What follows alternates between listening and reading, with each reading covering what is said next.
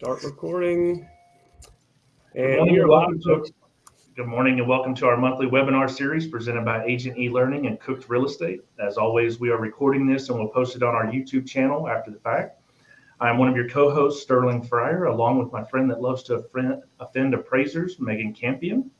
Today we are joined by Marty Wagar and Craig Morley, who have been in the appraisal industry since the mid-70s. And we are going to be discussing the reconsideration of value in the real estate transaction.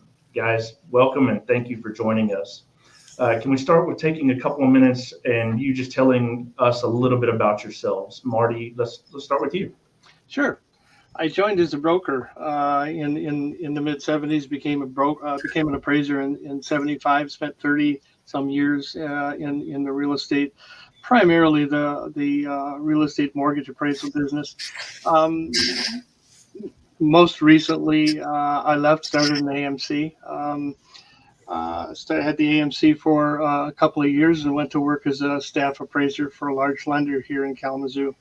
I have been active with NAR and NAA, both on the appraisal side and the mortgage side, both. And spent 3 years on the state appraisal board, and am an instructor, semi-retired, but I still do residential appraisals every week.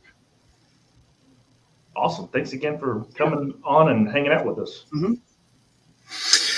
My name's Craig Morley. I started in construction, had a general contracting and masonry company, and in the late 70s, I got my real estate license and decided I wasn't a very good salesman. So I thought I would come and move into the valuation space, and have been involved in that ever since. I'm a certified general appraiser, and we do all kinds of stuff from, in the West, you have water rights, you have issues with roadways, condemnations, power lines, residential, commercial. We pretty much do everything. And I've been involved on the Appraisal Foundation's Appraisal Qualification or Standards Board. I've been state regulator and all kinds of fun stuff. So we're just delighted to be here and talk a little bit about an issue that I think might be of interest to agents and brokers. Absolutely. Thank you all so much again for being here. Let's start with, what is a reconsideration of value for those on that have not heard of that before? Go ahead, Marty. Reconsideration of value. Reconsideration of value has been around for as long as I can remember. Basically, it's the borrower or the lender going back to the appraiser and saying, "Are you sure? Are you really sure? Did you miss something?" When I used to distribute appraisals when we owned the AMC, I was very disappointed in appraisers who would come back and say, "No, don't question me. No, I'm sure. I got everything." The answer is we're all fallible. Could I have missed something? Yes. So a reconsideration is basically that. Can you take another look and let me suggest some sales that I thought were good? Maybe you didn't miss. In fact, the new appraisal form that's coming out has a section that will ask the appraiser, please list the sales that were considered but not used in the appraisal. That's more or less what this is, and it's something both as an appraiser, a regulator, the AMC, and as chief appraiser that I enjoyed. It was one of those things. Please take a look at this. Anybody who does work of any kind will love another professional and say, take a look at this, see if I miss something. So that's kind of what it is. Yeah, the reconsideration of value has changed over the years. Prior to the Home Valuation Code of Conduct that was kind of rolled out in 2007 and then later replaced with the Dodd-Frank Act, it kind of changed the way that appraisers and parties that have an interest in a loan transaction interacted.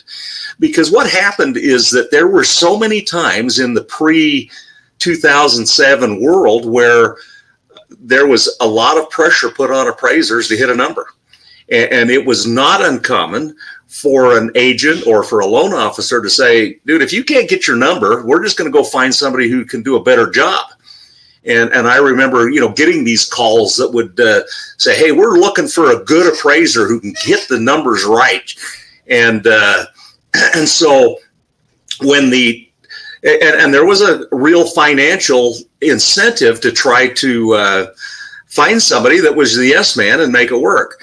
Well, when Fannie and Freddie start looking at the real estate collapse and they start realizing that this is a real problem, they introduced the Dodd-Frank Act, which created kind of a firewall between appraisers and real estate agents or borrowers or anyone else that had an interest in the transaction in an effort to try to prevent that undue influence from biasing the results of an appraisal. And so the reality was that appraisers misunderstood what that meant.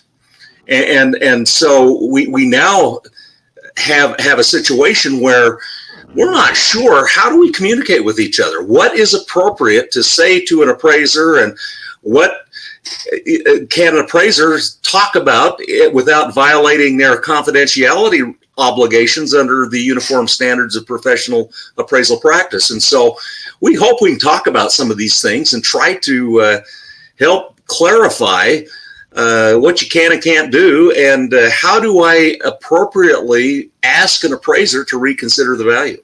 Sterling, can I say that the reason we're here today and we're stressing reconsiderations of value is in the past, in the recent past, they've been a right that you've had, but you haven't.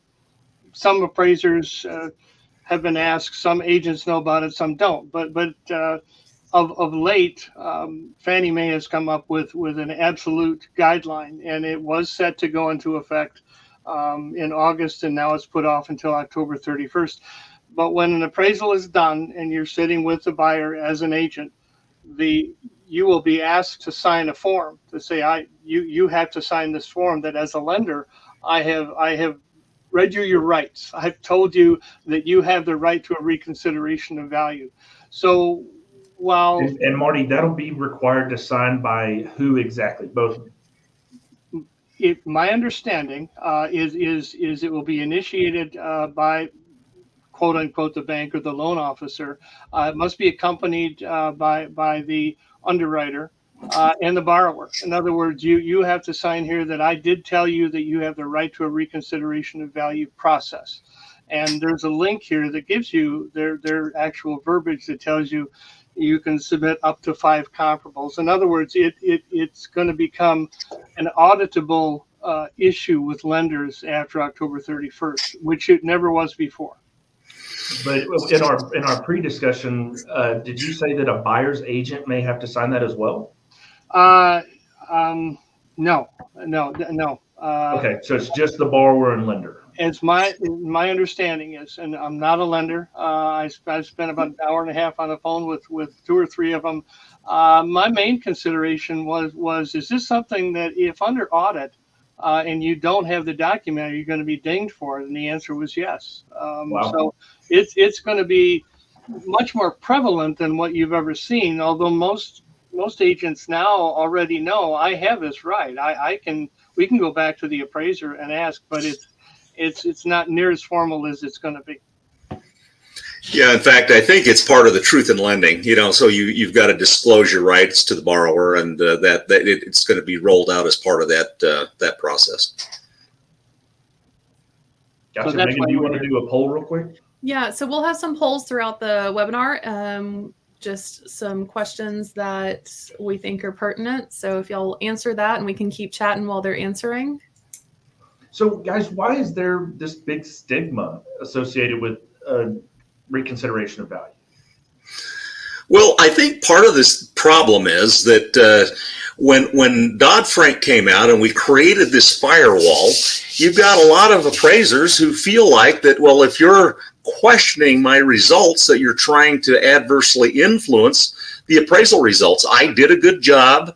I did my research. I developed a credible opinion of value. How is this not a violation under the Dodd-Frank Act? And so there's a lot of pushback from the standpoint that you're just trying to get me to rubber stamp a contract price. Sure. And so on the appraisal side, that's kind of where it's coming from. On the borrower side, they're looking at it and saying, well, you did not give consideration for the following improvements with my property, or there was a sale. And frequently the sale is, there's this house down the street that sold for $15 a square foot more than mine did. It's too low.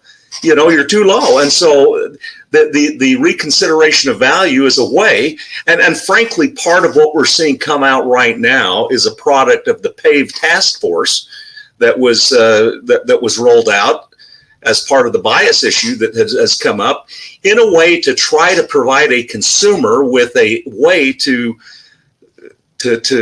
get clarity and understanding and have some way to be able to address issues that they think exist. There are too many appraisers and out there that I have talked to who feel that it is some kind of an insult or some kind of an assault. Is there something, and when I used to preside over the AMC, my biggest question is, could you be wrong? And anybody who answered, could you be wrong? No, usually didn't last very long. Of course I could be wrong.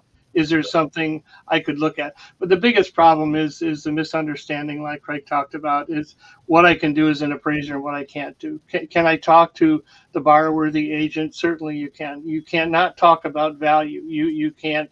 This way, Dodd-Frank was clear. Can I talk to the lender?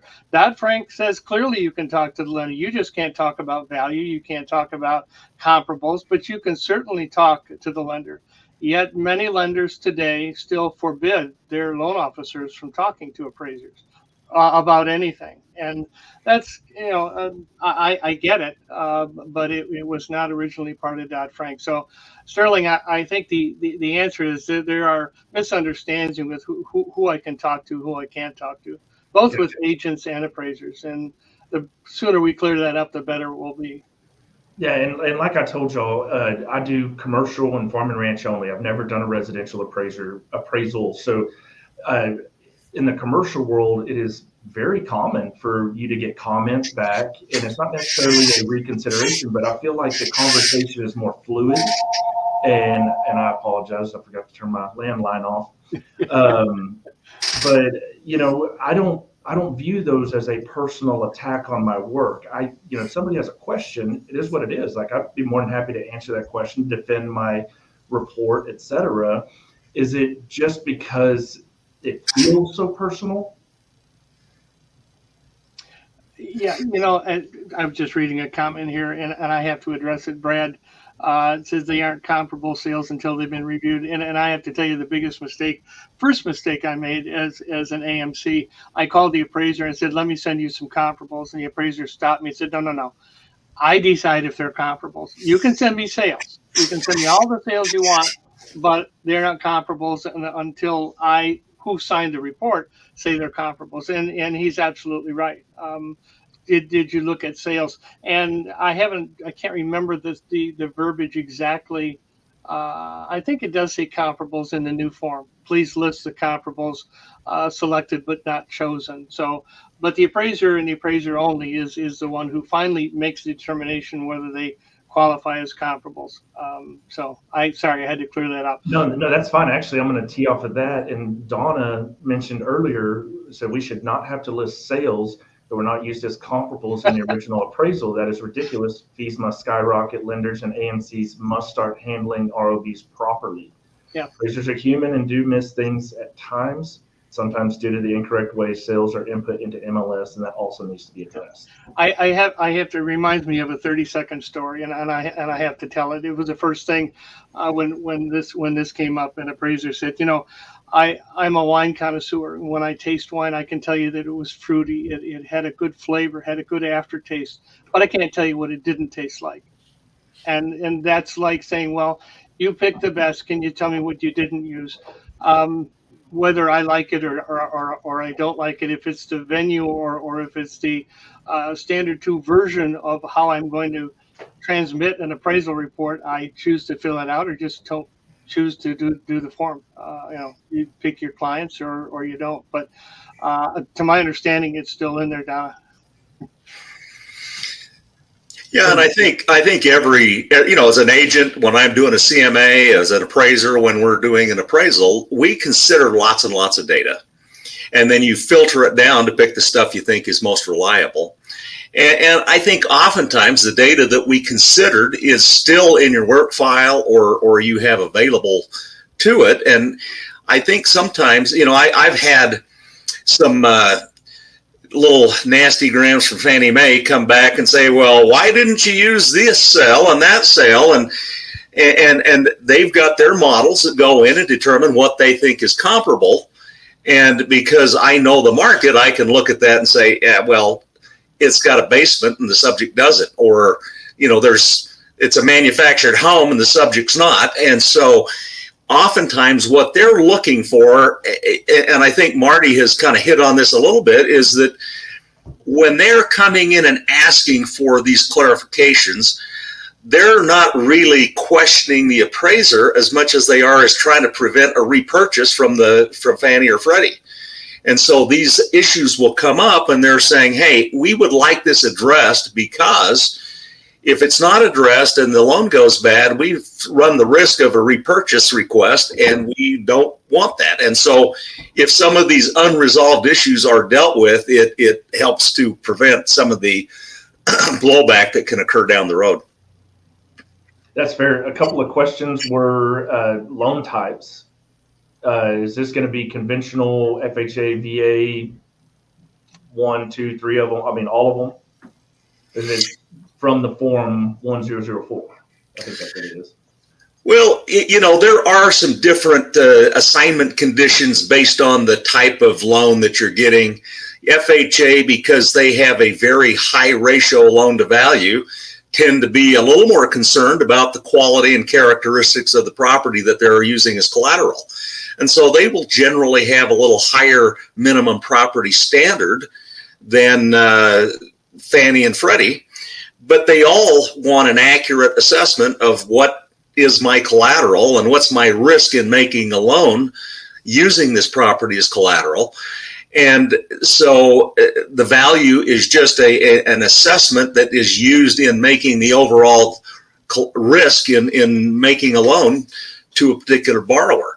And so there are some variations in that, and they do vary just a little bit. But I think the reality is that as appraisers, we're obligated to accurately report the information, physical characteristics, market characteristics, and then be able to support the opinion of value that's developed with the data that you've used and considered. So Craig, you kind of mentioned something that has always interested me in residential appraisal, is whenever you're talking about lender required repairs, and then I'm kind of going off on a tangent. So, we have inspectors that are, certified inspectors that, can recommend that this is out of code, this needs to be repaired, consult a contractor, et cetera. When did we get into appraisers being pseudo inspectors and calling out and saying, you need to repair this? That it's funny you mentioned that. I was with NAR might have been 10 years ago on one of the committees when FHA came very, very close to using inspectors and having appraisers not be the inspector. And at one of the final meetings, and I would be amiss if I told you who it was. The comment was, I think appraisers can handle that, and we lost that battle. We came very close to having inspectors cite the FHA repairs. That's long in the past now. So we're there. A lot of appraisers don't like it. When you ask 200 or 300 of them how many do FHA appraisers, you're finding less and less people raise their hands. And more saying, it's not something I want to do. But Sterling, I understand it. And I don't necessarily like it, and I agree with you. We're, in the days that Craig and I remember, we used to go as FHA appraisers twice a year to FHA classes where they would actually tell you, okay, these are the rules and regulations. Nowadays, when I have a student or somebody asking about is this a repair? I have to answer and say, well, out of 10 appraisers, probably 4 would call for it, or 3 would call for it. That type of thing. So it's one of the things we have to do. Yeah, and to add to that, Sterling, there are some of these things that are a hard requirement, and so if you with FHA and to some extent VA, anybody who's using the HUD 4000.1 handbook guideline for minimum property requirements is where you're more likely to see a higher level of property standard. And that's why a lot of times,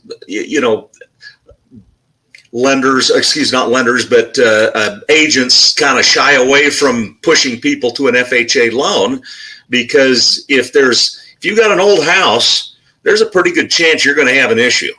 And so FHA is looking at it from the standpoint that these people are coming into this transaction with a little bit down. If they have to replace a roof within the first year of ownership, it might put them into foreclosure.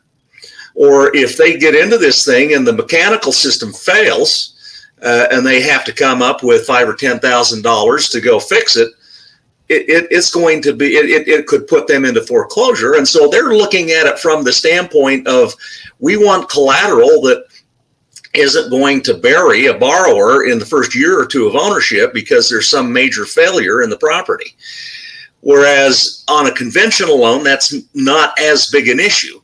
However, there's always the element of health and safety, and the question that becomes kind of blurry is, what does that actually mean? Just about anything could be a health and safety issue. And a lot of people hold the property to a much higher standard than perhaps it ought to be. I've seen appraisers in some of the forums talk about, well, the door going into the garage wasn't a fire door. I think maybe they need to replace that. And as I've talked with Fannie Mae and Freddie Mac, I don't see them looking at that as within the scope of what they're looking for. But at the same time, it's appropriate to disclose that stuff in the appraisal, and then ultimately the lender can decide, does this put us at additional risk? Do we need to have this fixed, or are we okay with it? And because, as Marty indicated in the old days, we used to go to these meetings with FHA, and they'd kind of give us the rundown and show us all the pictures of everything where appraisers had screwed up, and tell not quit doing this, or start doing this, and we don't have that anymore. So we get a lot of latitude. And I think some appraisers take great pride in finding stuff wrong, and it's hard to know where that line is, but it's something that you ought to be aware of. Awesome, Meagan. Yeah, just based on the poll, 70% of our viewers today are appraisers. So I have a lot of people to offend here today. So that's exciting. Only about 10% agents and brokers, 8% lenders, and 14% other will assume you're appraisers also and just didn't want to admit it. I understand that. So it's a great mix of people in here today. So I am only a broker. I am not an appraiser. And so as an agent who is working for a buyer or seller, what can I do proactively to help appraisers beforehand, maybe before you go out and do the appraisal or anything like that, to maybe mitigate some of this? A few years ago, I was hired by the Utah Association of Realtors to do a presentation on valuation and reconsiderations of value. And one of the things that we've developed is what we call a property information worksheet. And what an appraiser, we'd run into this problem with, well, what can I say to an appraiser, and how much information can I provide, and at what point have I crossed the line of undue influence? And so we developed a property information worksheet so that the agent could provide factual information about the property so that we could consider those things before we completed the assignment instead of after. And many times there are things with the property that are just not observable from a visual inspection. It's got a brand new mechanical system. It's got a brand new heating, a brand new electrical or plumbing system, or they've just re-insulated everything. And they, within the framework of Fannie and Freddie, we're required to make a quality and condition rating. And within those ratings, they're kind of squishy. You know, it's like a house that's been updated is considered to be good condition. A house that's been remodeled is considered to be good condition. The problem is that more often than not, a house that's been remodeled is in better condition than a house that's just had a cosmetic update. And so for an agent to be able to provide information that says they completely remodeled the kitchen, they replaced all of the appliances, and they spent $50,000 doing it, that information is more useful for me in trying to determine the quality and the condition and some of the ratings than just some, something that may not, and those are pretty visually apparent, but the more specific information I have on the property, the better I am at developing a reliable result. And so we believe that providing that information is exceptionally useful. And one of the things that I encourage agents to do is, if there's a sale in your neighborhood, and I remember this happening on an assignment that I was doing, is that there was a home in the neighborhood that had sold really low. It was physically, from all indications, it was pretty similar, but it had termites. And they discovered that as they were getting ready to finalize the transaction, and it sold for quite a bit less than the list price. And so my advice was, well, it's okay to provide them with this sale and say, just so you know, this property sold really low because it had water damage or termites or mold or whatever the situation may be, so that when we get that request from Fannie and Freddie that says, why didn't you use this sale as a comparable, you can say, well, it had termites or something else, so that you have reasonable support. I'm not just picking sales based on my confirmation bias of trying to make the number work. I've got real support for why I'm making these decisions. And that's such a great point. I tell people all the time, you can't smell cat pee online, right? So as real estate agents and brokers, we've likely physically been in these homes. I'm in a really rural area, so I've been in these homes quite a bit. So being able to provide an appraiser that information of, there was a house that sold, just like you said, down the street. However, they digitally entered the carpet because there was no flooring in it, and it smelled, and giving that information when an appraiser probably hasn't been in that home that they're looking at that's a sold property can be very valuable, I would think. Just to pat myself on the back a little bit. You're so smart, Meagan. I've been burned a lot, and I listen to appraisers when they tell me what helps and what doesn't. One of the other things, and I think Marty may address some of this, is that a couple of years ago, ironically, it was on April 1st, Fannie Mae introduced the ANSI home measurement standard. They kind of regretted doing that on April 1st because it created quite a stir. But oftentimes you'll get your appraisal back, and the square footage is different than what's being reported on the county records.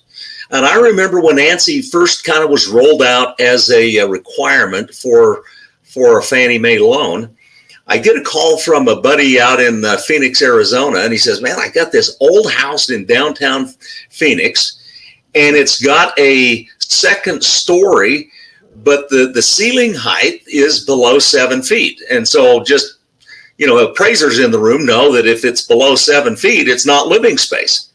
And so the question is, what do I do with this space? I mean, people are living in it. It was used as a rental. The house was renting for $400 or $500 a month more because it had that upper floor. But Fannie Mae would not, under the ANSI standard, it's not living space. What do I do? And we talked through the process, and we were able to kind of find a way to be able to deal with the problem. But and I think Ben has a link from Fannie Mae that can be available with why they did it, and then it's got 19 Q&As that kind of help address some of the issue. But frequently, you will see a square footage come through on the appraisal that's different than what's on the public records. I do work in Las Vegas, Clark County, Nevada, and they use a different home measurement standard than Fannie Mae with the ANSI. And so two-story homes are always different in square footage based on public records and what ANSI has. And so it becomes a real challenge in knowing, how do I deal with this size difference when in fact the homes are pretty much identical to each other? And the questions and answers deal with that, but it becomes a problem. And so I think it's something to be aware of is that sometimes it's not a mistake. It's just a difference in the way information is being reported. Yeah, that's interesting. And to get it kind of back on track in relation to the ROVs is, we see that whenever I read an appraisal report and I notice that the square footage is different, that can greatly affect the sales price. I mean, if you're talking about X dollars per square foot multiplied by the difference, I mean, that could cause issues. I know we haven't hit the dollar per square foot thing yet, but Marty, I mean, what do we do in that situation as agents? You have the CAD that has one, you have a previous appraisal, so the agent goes off a bit, and then you got the new appraiser coming in that says it's a different one. I mean, which one's correct? Then it's funny that the number one thing when anybody comes to me with a tax appeal, for instance, the very first thing I tell them is make sure the collars and the cuffs match. Make sure the lot size is correct. Make sure they have you for the correct year built. Make sure that the lot size, the square footage is correct. And the same thing when you read an appraisal and you're going to do a reconsideration of value, is let's make sure that the facts are there. Measuring, ANSI requires that you measure to the tenth of an inch, I think. And at the end of the day, if you measure to the foot or half foot, are you going to be that much wrong with the overall value of opinion of value? Probably not. But you do need to measure. And what I find in our tax records is they're a little aggressive in that if you have a walkout basement or a bi-level, the tax records will include the whole thing. They won't split the two, and they'll tax you on the basis of finished level. Yet Fannie Mae will say, well, it's not actually ANSI standards. And, you can take all that and put it aside. It's what the market pays for. And at the end of the day, if a ceiling is 6'8",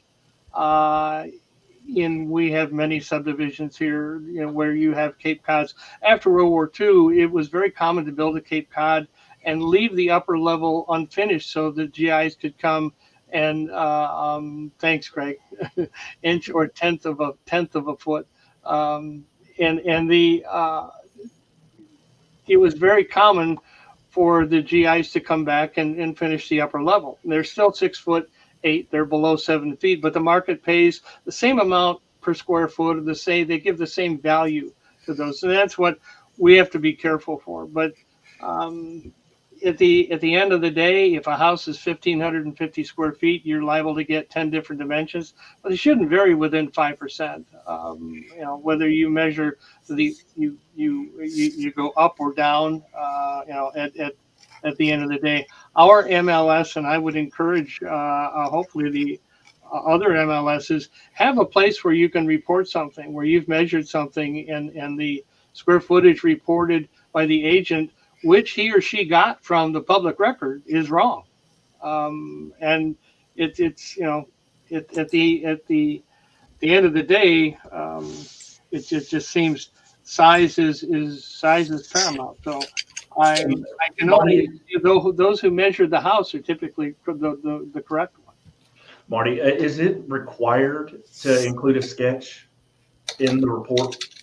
Yes, a sketch So, I mean, and an interior floor plan with I don't want to go there. And right now you are required to do a footprint sketch,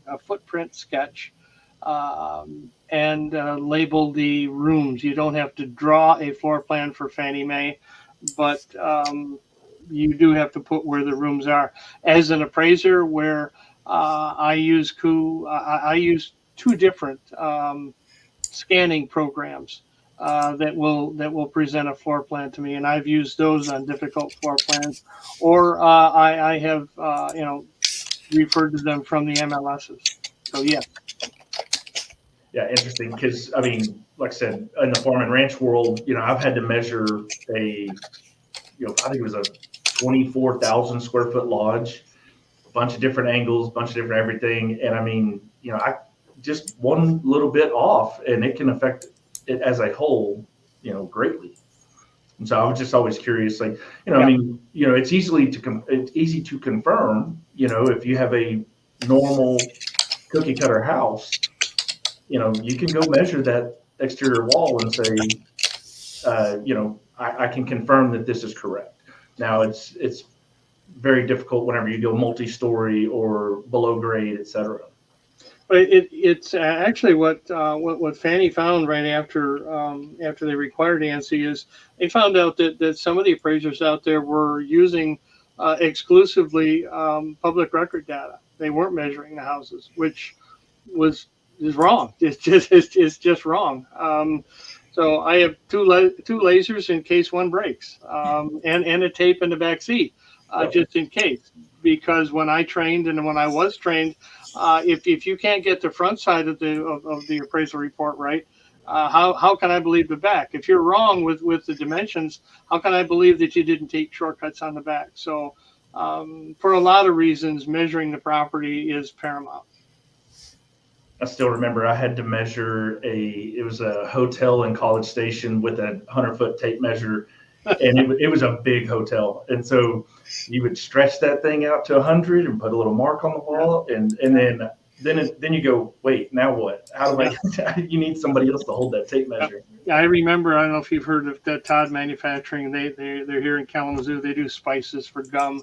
And we, the firm that I was with when I first started, had to measure their factory, and it took us a day and a half. Yeah. And with 100-foot tape. So, yep. But we all seem to, as appraisers, saying, well, it's the per square foot rate isn't right, and so on and so on. But at the end of the day, when you look at comparables and you see $200 a square foot, 250, 230, 280, and comp number 3 sold for $351 a square foot, that's when you begin to unpeel the onion and go, how come? Why? Or one that sold for $160 a square foot. So is it something that we use as an appraisal? No, but it is a byproduct that everybody looks at. Yeah, I think it is. So let's talk about that unit of comparisons, right? I mean, with the properties that I do, it could be price per square foot, price per key, price per acre, a bunch of different units of comparison. As residential appraisers, I guess start from not necessarily the beginning of the appraisal process, but whenever you go in and you have your subject property, 3-bedroom, 2-bath, 2,500 square feet, whatever, just a basic property, how do you start your appraisal process?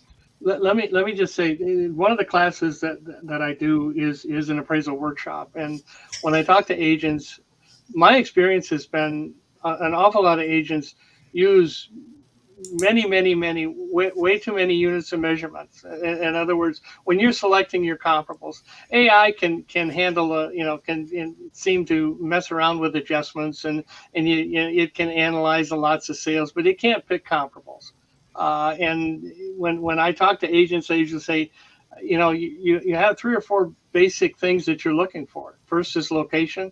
Second is usually style, and third is age. And And if you just use 3 or maybe 4, then you use the gray matter up here to determine what's comparable. Somebody might have listed something as a buy level, and it might be good comparison for a ranch. By the time you put too many units of comparison in when you're selecting comparables, you might miss many of them. We now have MLSs, which I love, where you can draw a map and say, just give me everything. I'll decide what I want to use rather than let the computer do it. So the units of measurement, there are probably, maybe URER has 7 or 8 or 9 that we use. But uniform standards doesn't require we make adjustments. You know that. Right. It requires you support whatever it is that you do. But at the end of the day, the selection of comparables is paramount. And the more you look at those and use your own judgment to select comparables and not let AI or computers do it for you, the better off we are.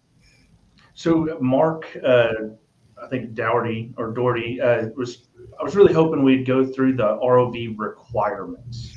Yes. So I really want to touch on that. I mean, so here's the thing, Sterling, as we look, as a real estate agent, you get an appraisal back, or a borrower, they get the appraisal back and they go, something's wrong with this, and there may or may not be something wrong with the appraisal, but you think there is. And the knee-jerk reaction is, I'm going to call the appraiser and I'm going to straighten them out on how stupid this appraisal is, and that is a prohibited communication. you can't call the appraiser directly. And for the non-appraisers in the room, the reality is I've had people talk to me and say, you made a mistake. And I look at it and go, you're right. I did. And it has a material impact on the result. Here's the problem is that number one is that you're not supposed to be talking to me about value. That communication needs to come through either the AMC or the lender. So if there's a problem with the value that needs to be addressed, all of that communication needs to come through the lender or the lender's designated representative, which is the AMC. And then the appraiser can then take and look at that. The reality is that most of the appraisals that we submit in a residential context are submitted through a portal.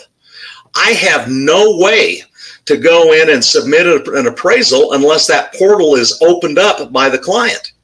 And so if I talk to one of the agents or brokers in the room and I say, you know what, yeah, there is a problem, I need to fix it, I have no way to practically deliver the corrected report, number one. Number two, if I call the lender and say, hey, I had a nice conversation with the agent and they told me I made a mistake and I need to fix it, they're going to go, dude, you just violated your ethics and the communication requirements. So there's two problems with contacting the appraiser directly. So the question is, well, what can you say when you talk to the appraiser? And the answer is, I can talk to them about factual information. I just can't, as an appraiser, I can't talk about opinions and conclusions. Those are the things that are protected under the Uniform Standards of Professional Appraisal Practice. So if there's a question about physical characteristics, no problem. Talk to me before. I'd rather talk about those before I can develop my opinions and conclusions. But if there's a mistake, where something was omitted, and frequently on complex properties, that's something that can happen, then we can talk about the physical characteristics without a problem. I just can't talk about opinions and conclusions. And so the best way to handle a reconsideration of value is go to your lender and have them deal with it. Now, the VA is a little different, because if I'm doing a VA appraisal and it looks like the values are going to be below the contract price, I'm obligated by the VA to send what they call a Tidewater notice. And that Tidewater notice is just simply a request for additional information. So as an agent or a broker, if an appraiser contacts you that says, hey, I'm filing a Tidewater notification, you've got 2 working days to provide additional information. And where I find the Tidewater most useful is in new construction, because we have lots and lots of the new construction stuff that doesn't go through an MLS. There's usually a delay in getting the physical information on the public records. And so it's always a good idea to make sure that on new construction that you have the best, most reliable information available, because oftentimes it just simply isn't there in a format that you can find. So real quick, let's talk about the actual process. You get Tidewater, you let them know that it's going to be below value. AMC comes back, or the lender comes back, and the agent wants to submit additional sales as in consideration. Okay. Are you looking for just the sales sheets? Are you talking about a grid with potential adjustments? Marty, talk to me about that process. I mean, me personally, I'm not scared to create a spreadsheet and comp it out and try to show my work, but the normal agent sending you sales to reconsider. Well, I'll take it back one step. During a reconsideration, it's important to make sure that there's a couple reasons that a lender can order a second appraisal, for instance. So one of those is to prove a material deficiency. Those are the exact words. In other words, did the appraiser miss something? So in order to do that, you have to spend some time to go through the report, make sure the legal description is right, make sure the lot size is right, make sure the year built is right. All the information that's there that leads up to turning the page to put the property in a grid system. I have seen reports where there's a reconsideration of value and the values were sent, and I'm reviewing the appraisal and realize that the appraiser missed half of the second story. So it has nothing to do with the grid. You didn't do your work to begin with. So as a reconsideration, I go to my underwriter and say, we need to order another one. And FHA has very strict guidelines, and one of those is there are two reasons they can order a second appraisal. One of them is a material deficiency, and secondly is if the appraiser finally has just quit communicating, which happens from time to time. And so those are issues. And I saw a question here: is there a form for reconsideration of value? Unfortunately, no, there is not. There are a lot of forms that are being developed for the lender to request the reconsideration from the appraiser, but there is no specific format for me to come back.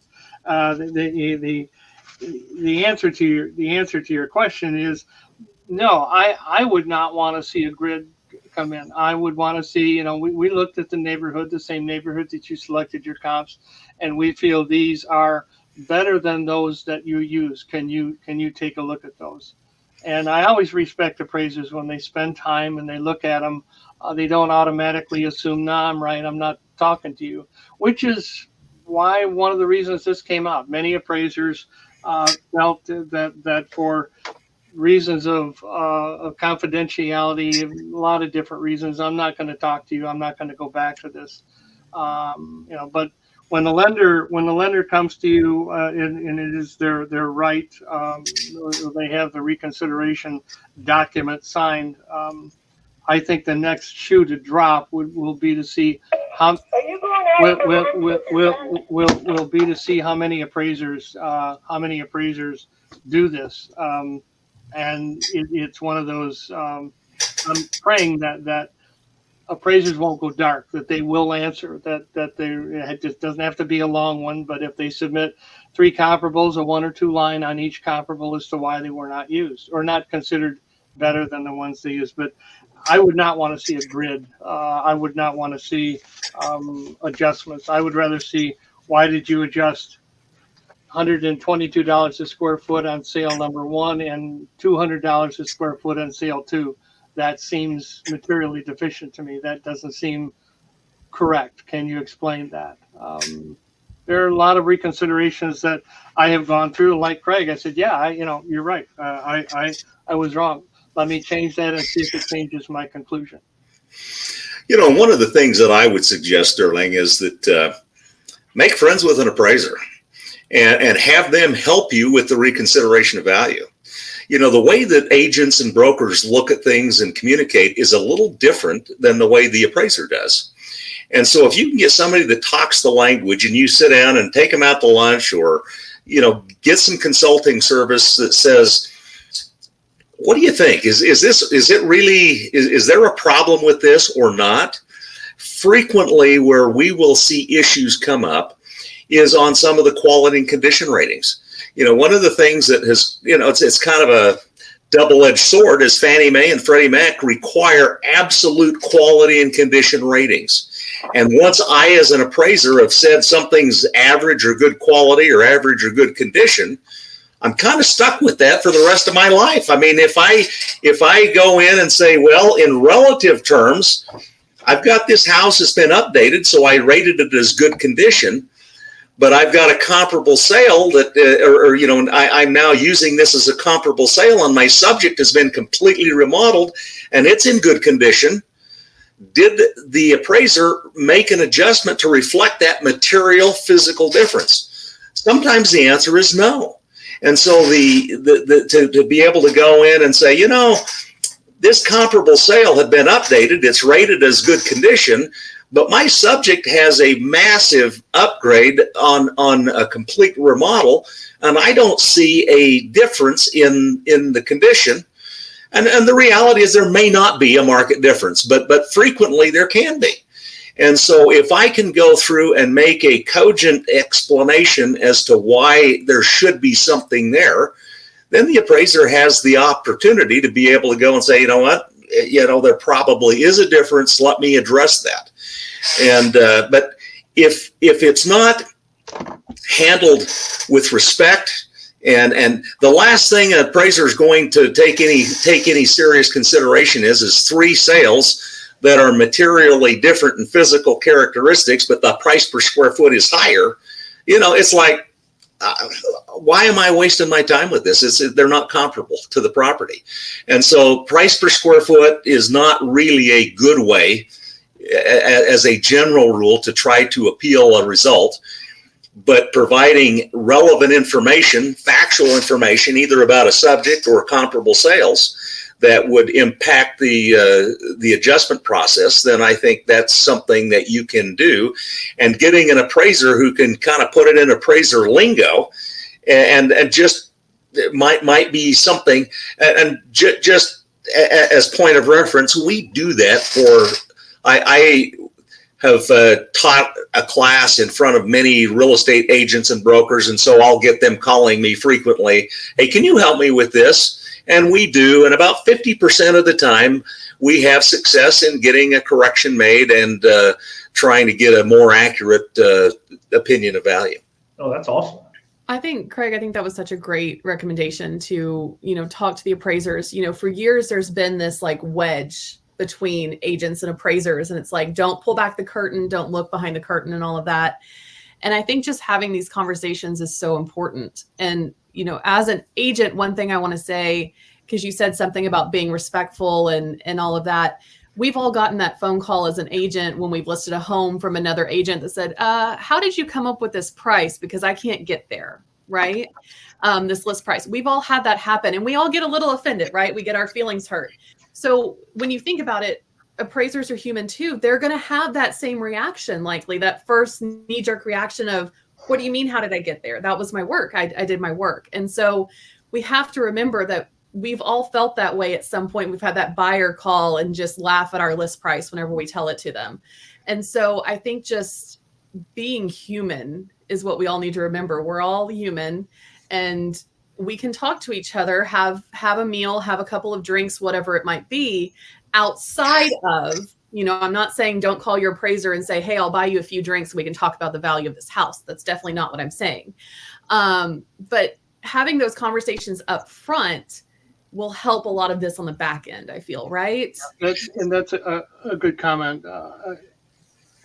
One of the good ways to start is to get involved with your own MLS, your own system. I've been a member of my MLS committee for 22 years. It's a sickness, I guess. I can't get away.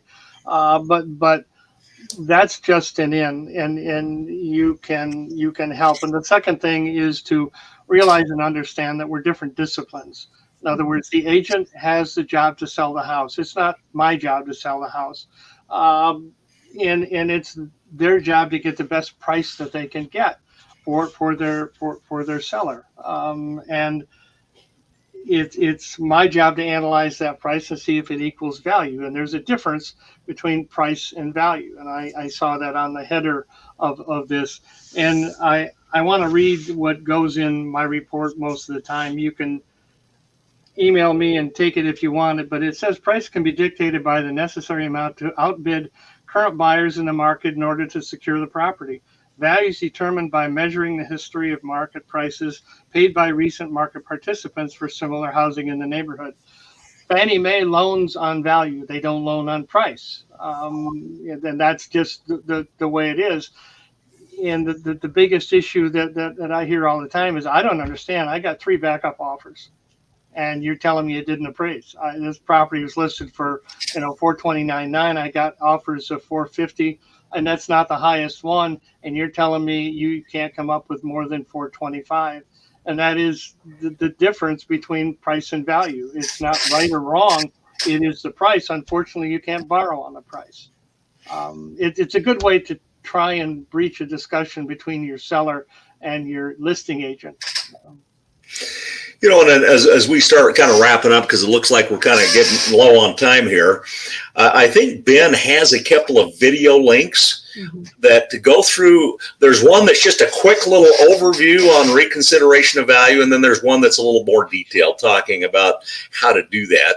If you have an interest in trying to get a little more information on how to do that, you can watch those videos, and it will do a little bit more of a step-by-step process and talk a little bit about some of the reasons why there might be a problem and some of the best ways to try to resolve those problems when they occur.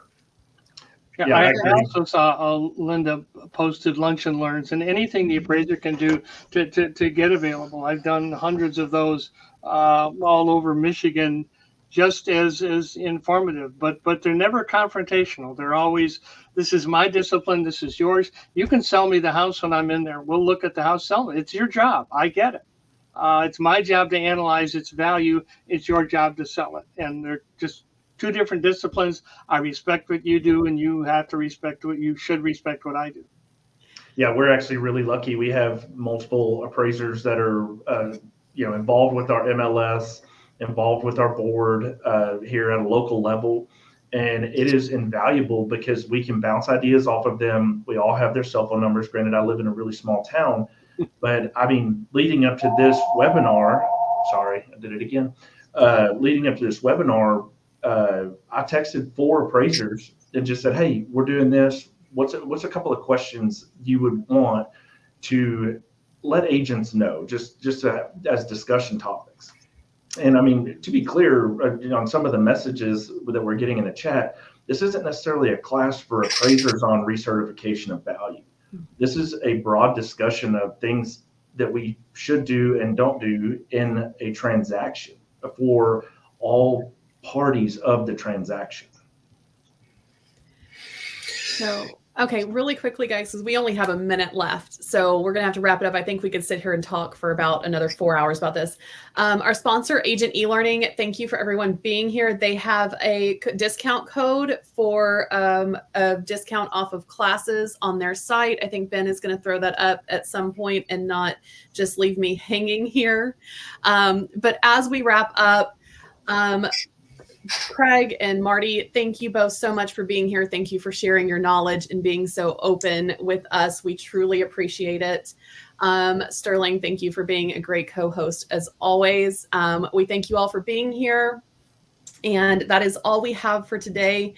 Thank you, guys. This will be on the Agent E-Learning YouTube page. It'll be posted a little bit later today, I believe. So you can rewatch this and get all of the information. Have a great day, everybody. Thank you so much for being here. Thank you. Thanks, everybody.